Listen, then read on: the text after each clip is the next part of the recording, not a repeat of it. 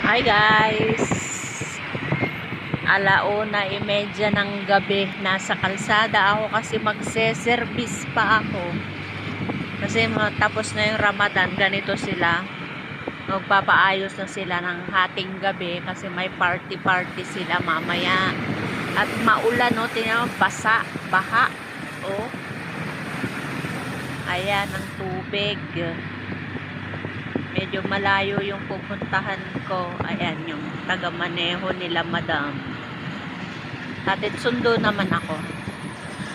Okay. May siservisan daw akong dalawang hairstyle yata yun. Ewan ko kung ano. So, ayan ang nakikita. Walang tao kasi ulan. Lamig pa din. Malamig siya kasi umulan. Pag umulan kasi naman dito is malamig talaga. Ayan. So, tahimik ang mundo. Walang tao sa labas. Ewan ko anong oras ako doon matatapos.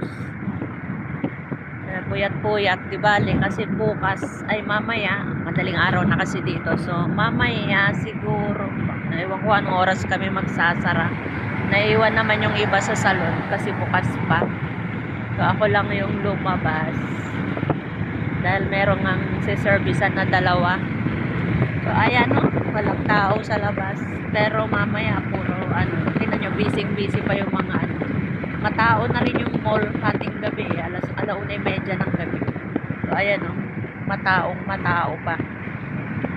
Matao, maraming sasakyan, meaning may tao, diba? Kung walang sasakyan, di walang tao dyan. Yun. Kasi tapos na yung kanilang Ramadan. So, party na sila niyan. 3 araw yatang party yan sila. Kaya, hindi ko alam kung anong oras kami magsasara mamaya at siguradong maaga pa rin yung bukas namin. Ayun lang, wala lang. Nag-chika lang ako.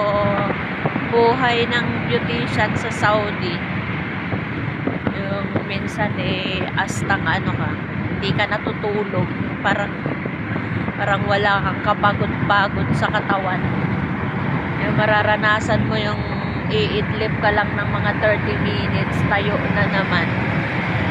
Sa bagay, kapag ganitong tagbisi, pero pag tagnganga din naman. May time naman na tagnganga. Kaya pag tagbisi, wala kang karapatan magreklamo kasi hindi rin naman sila nagre-reklamo kapag nakatanga kang maghapon. Yan lang.